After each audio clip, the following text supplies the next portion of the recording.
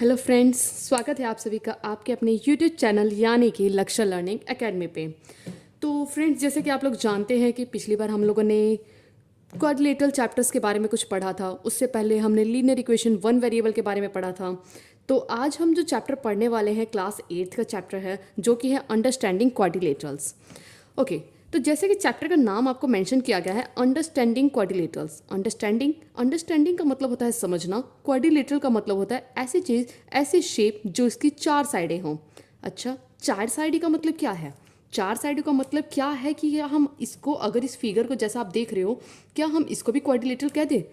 क्या हम इसको भी क्वाड्रिलेटरल कह दें? नहीं नहीं, बिल्कुल भी नहीं। क्यों? क्योंकि इसकी साइडें देखो, 1 2 3 4 5। क्या इसकी 5 साइड है तो क्या एक क्वाड्रिलेटरल कहलाएगा? बिल्कुल भी नहीं। तो चलिए इसी के साथ स्वागत करते हैं आप सभी का पॉलीगन वाले चैप्टर में, जिसमें आप पॉलीगन की स्टार्टिंग है। क्वाड्रिलेटरल समझने के लिए सबसे पहले आपको पॉलीगन जानना पड़ेगा। पॉलीगन को जैसे जैसे आप धीरे धीरे जानते जाएंगे, वैसे वैसे आपको क्वाड्रिलेटरल के बारे में पूरी कहानी समझ में आ जाएगी। ओके, तो पॉलीगन से स्टार्टिंग करते हैं। पॉलीगन की डेफिनेशन है a simple closed curve. A simple closed curve made up of only line segments. सिर्फ फोकस करिएगा क्लोज्ड कर्व पे। क्या बात करी है? Closed curve. क्लोज्ड कर्व का मतलब होता है ऐसी कर्व जो बिल्कुल बंद हो, ऐसी फिगर क्या हो जो बिल्कुल आपस में बंद हो। जब बंद करने की बात को हम लेते हैं तो इसका मतलब ऐसी फिगर जो बंद हो। क्या इसको हम पॉलीगन कह दें? नहीं, बिल्कुल भी नहीं। तो क्या ये तो क्लोज्ड भी है? नहीं, इसके साथ एक और कंडीशन होती है। पॉलीगन अपने साथ दो कंडीशन लेकर आती है, और दो कंडीशन कौन सी है? पहली की फिगर जो हो वो बंद हो, और दूसरी वो सिर्फ लाइन सेगमेंट से बनी हो। क्या हमने कहा? पहली की फिगर बिल्कुल बंद हो, और दूसरी वो दोनों लाइन सेगमेंट से बनी हो फिगर। ठीक है, तो जैसे कि हमने लिया एक कर्व, जैसे इस फिगर को आप देखिए। इस फिगर के अंदर आपको दिख रहा होगा कि ये क्लोज्ड है। क्लोज्ड का मतलब है कि जब आप इसमें आप कलर करेंगे तो कोई भी कलर बाहर की तरफ नहीं जाएगा। इसका मतलब क्या है? फिगर जो है कहीं से भी खुली हुई नहीं है, बंद है। उसके बाद कहते हैं ओनली लाइन सेगमेंट से बना हुआ। तो जरा इसकी देखिए, यहाँ से यहाँ तक क्या है? इस पॉइंट से, ए पॉइंट से पॉइंट बी तक ये पूरी एक लाइन सेगमेंट। पॉइंट बी से पॉइंट सी तक एक लाइन सेगमेंट। सी से डी तक एक लाइन सेगमेंट। डी से ई तक दूसरी लाइन सेगमेंट। तो इसका मतलब क्या है कि लाइन सेगमेंट्स जो हैं वो लाइन सेगमेंट से बनी हुई ये फिगर है, और ऊपर से क्लोज्ड है। तो हाँ जी, इसको हम बिल्कुल कह सकते हैं कि क्या है? एक पॉलीगन है।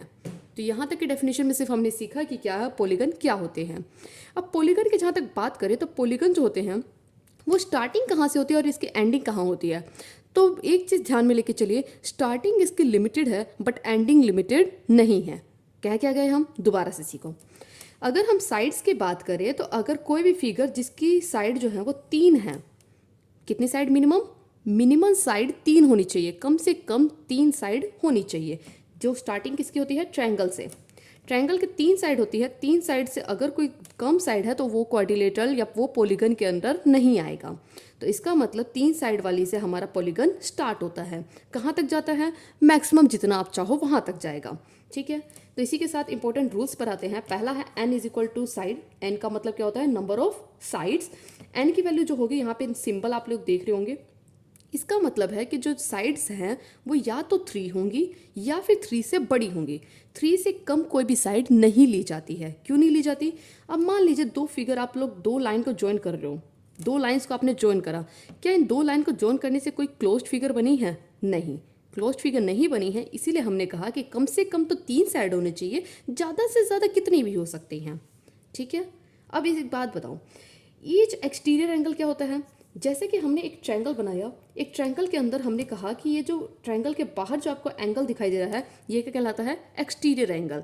क्वेश्चन वाला पूछता है कि अगर ये एक्सटीरियर एंगल है तो बताओ ये कितने डिग्री का बनेगा। हर एक एक्सटीरियर एंगल है। इस एंगल को यहाँ से एक्सटेंड कर दो, ये एक्सटीरियर एंगल। इस एंगल को यहाँ से कर दो, ये एक्सटीरियर एंगल। ये हर एक एंगल बनते कितने कितने डिग्री के हैं? तो वो डिपेंड करता है इस फॉर्मूले पे। क्या?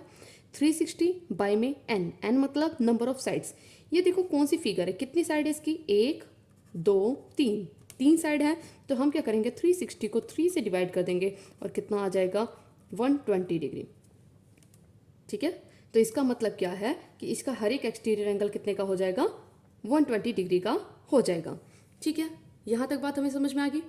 अब आ जाओ each interior angle. Interior angle का मतलब होता है एक ट्रायंगल के अंदर के जो एंगल होते हैं, इन्हें इंटीरियर एंगल कहा जाता है। इंटीरियर का मतलब अंदर की तरफ वाला एंगल, एक्सटीरियर का मतलब बाहर की तरफ वाला एंगल। तो इंटीरियर एंगल की जब बात करते हैं तो एन की वैल्यू हम 3 लेके चलते हैं। मान लेते हैं कि इसके 3 साइडें हैं, 3 साइडें मान के लेते हैं, दिख ही रहा है हमें 3 साइडें हैं। तो जब हम 3 साइडें लेके चलते हैं तो जरा इस फॉर्मूले को जरा सॉल्व करो। 2 इंटू 3 माइनस 4 बाई में 3 मल्टीप्लाई में 90 डिग्री। यहाँ से हम सॉल्व करेंगे तो 3 टू जा 6, 6 माइनस 4 2 बाई में 3 मल्टीप्लाई में 90 डिग्री। इसको सॉल्व करेंगे तो यहाँ पे कितना आ जाएगा 60 डिग्री। इसका मतलब इसका हर एक एंगल कितने का होता है 60 डिग्री का होता है। अच्छा, कई बच्चे कह रहे होंगे कि मैम एक बात बताइए, इसमें हमने बहुत जगह पढ़ा है कि ट्रायंगल के तो हर एक एंगल जरूरी थोड़ी 60 के हों, कुछ एंगल 40 के भी होते हैं, 30 के भी होते हैं, 120 के भी होते हैं।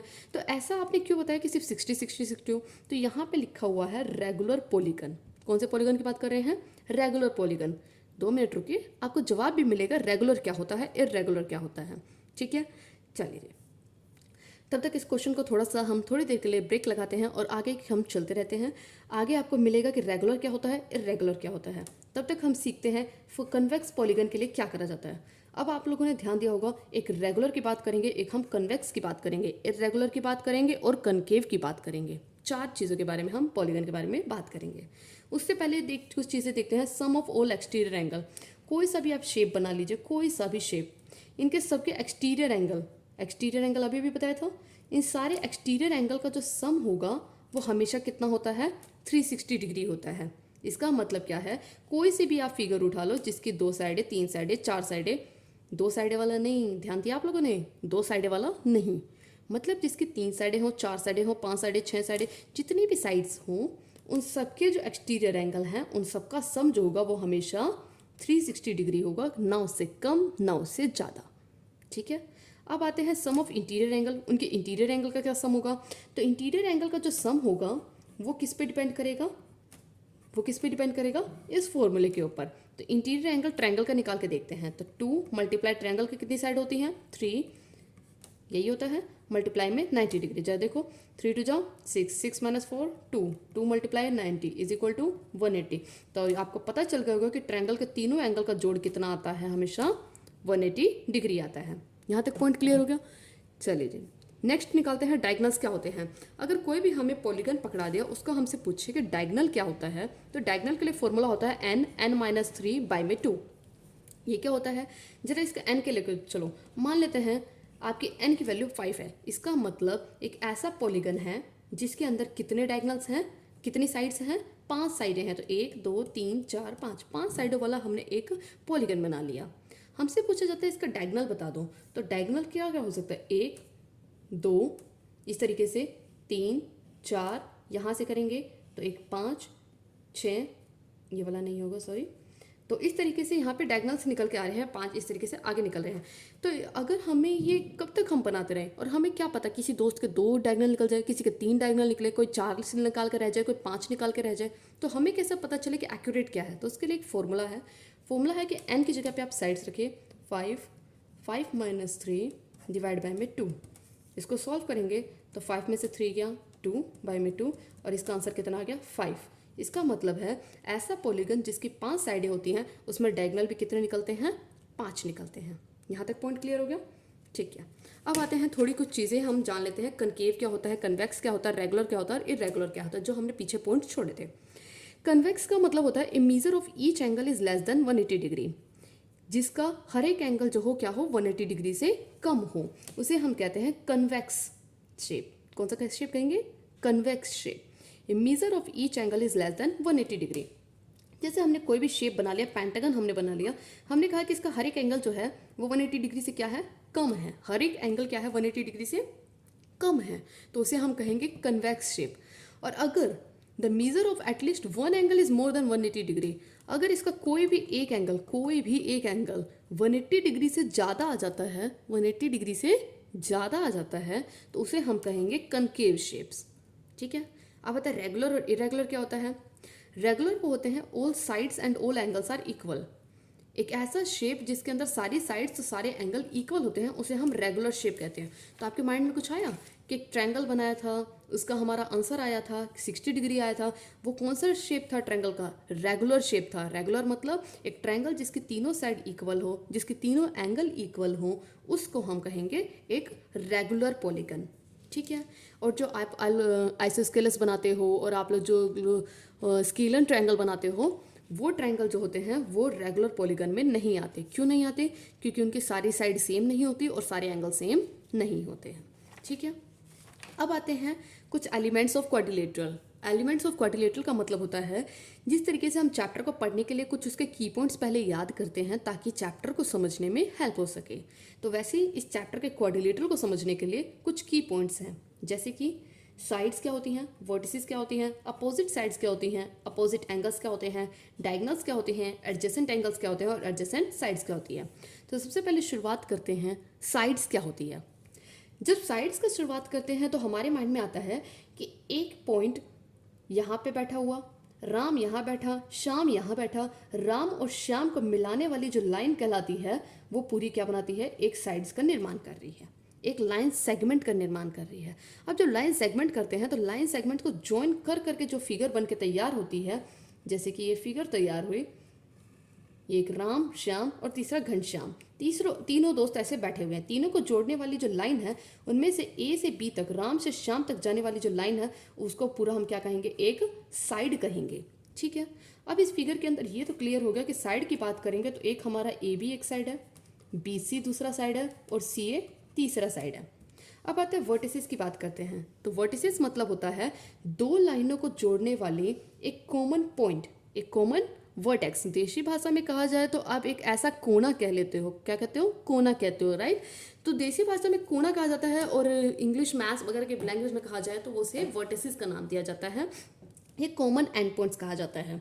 तो दो बाजुओं को जोड़ने वाला कॉमन एंड पॉइंट्स क्या कहलाता है, उसका वर्टिसेस कहलाता है। तो वर्टिसेस इसकी कितनी है, एक ए है, दूसरा बी है और तीसरा सी है। ये पॉइंट हो गया। ठीक है। अब आते हैं अपोजिट साइड्स कितनी होती हैं। अपोजिट साइड्स की बात करते हैं तो आप लोगों ने देखा होगा कि इस क्वाड्रिलेटर, चलो इसको एक काम करते हैं, इस ट्रायंगल की जगह इसको क्वाड्रिलेटर को उठा के करते हैं ताकि अपोजिट साइड्स आपको और क्लैरिटी से समझ में आए। जैसे कि आप इस क्वाड्रिलेटर को देख रहे हैं, इसके अंदर A B C D, A B C D नाम का एक क्वाड्रिलेटर है जिसके अंदर साइड्स की बात करें तो साइड्स हमारी निकलती कौन कौन सी है, ए बी सी डी और डी ए। अगर इसी क्वेश्चन में वर्टिसेस की बात करें तो वर्टिसेस कौन कौन से आते हैं, A B C and D. अगर इसी क्वेश्चन में हम अपोजिट साइड्स की बात करें तो अपोजिट साइड्स कौन कौन सी होती हैं।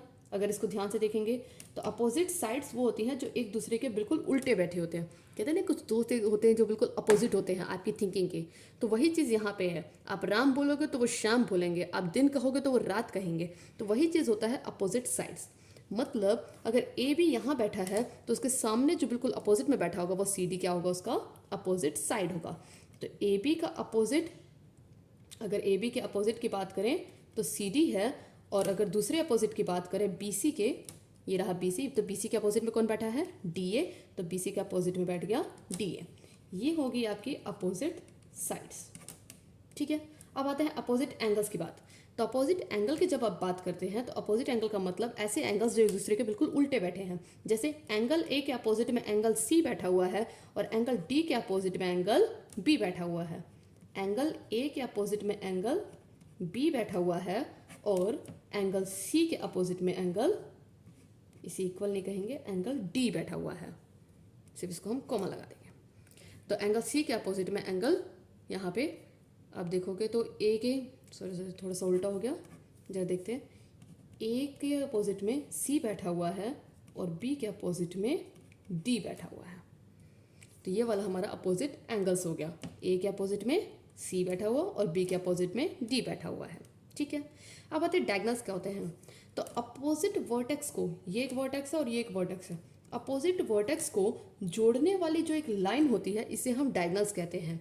तो इस फिगर के अंदर कितने डायगोनल्स बनेंगे, एक AC नाम का डायगोनल और दूसरा BD नाम का डायगोनल। ठीक है। तो एक AC नाम का डायगोनल और एक BD नाम का डायगोनल, दो डायगोनल्स हो गए। अब आते हैं एडजेसेंट एंगल क्या होता है। एडजेसेंट का मतलब होता है पड़ोसी। एडजेसेंट मतलब आपके पड़ोसी कौन से, एडजेसेंट का मतलब होता है आपके पड़ोसी। तो एडजेसेंट एंगल की बात करेंगे तो ए के पड़ोसी में कौन सा एंगल बैठा हुआ है, तो ए के पड़ोसी में एंगल बी बैठा हुआ है और एंगल बी के पड़ोसी में एंगल सी भी बैठा हुआ है। तो बी का पड़ोसी कौन कौन हुआ, एंगल सी भी हुआ। तो एक तरीके से कोई भी एंगल के दो पड़ोसी होते हैं। एंगल बी की बात करें तो एंगल बी के पड़ोसी में ए भी बैठा है और एंगल बी के पड़ोसी में सी भी बैठा है।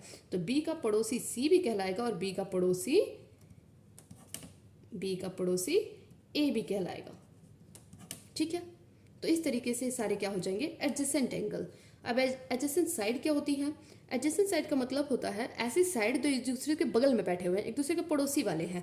तो ऐसी साइड्स जो पड़ोसी हैं, तो ए बी एक साइड है, तो ए बी का पड़ोसी कौन कौन होगा? ए डी भी पड़ोसी है और इसका पड़ोसी बी सी भी है। तो इसका मतलब ए बी के पड़ोसी की बात करें तो ए बी का पड़ोसी कौन कौन निकल के आया हमारे पास? एक निकल के आया हमारा ए डी पड़ोसी और एक निकल के आया हमारा बी सी पड़ोसी। ठीक है, यहाँ तक समझ में आया? ओके, तो चलिए जी, यहाँ तक हमारी क्लास की पूरी समअप होता है, जिसका आपको जो नेक्स्ट पार्ट है आपको नेक्स्ट वीडियो में मिल जाएगा, जिसमें हम पढ़ेंगे क्वाड्रिलेटरल के बहुत सारे शेप्स के बारे में, जैसे कि square, rectangle, rhombus, kite. Quadrilateral में और भी बहुत सारी चीज़ें होती हैं, उनको हम नेक्स्ट पार्ट में बिल्कुल आगे कंटिन्यू करेंगे। अच्छा, इसी के साथ एक इम्पॉर्टेंट न्यूज़, लक्ष्य लर्निंग एकेडमी जो है आपका ऑनलाइन और ऑफलाइन दोनों अवेलेबल होता है। ऑनलाइन में आप लोग यहाँ वीडियो पे देख ही रहे हैं और ऑफलाइन के लिए आपको यहाँ पे थोड़ा सा दूर ट्रैवल करना पड़ेगा ही। तो इसी के साथ ऑफलाइन भी अगर आप लेना चाहें तो कॉन्टैक्ट कर सकते हैं, आपको एड्रेस वगैरह सब कुछ मिल जाएगा।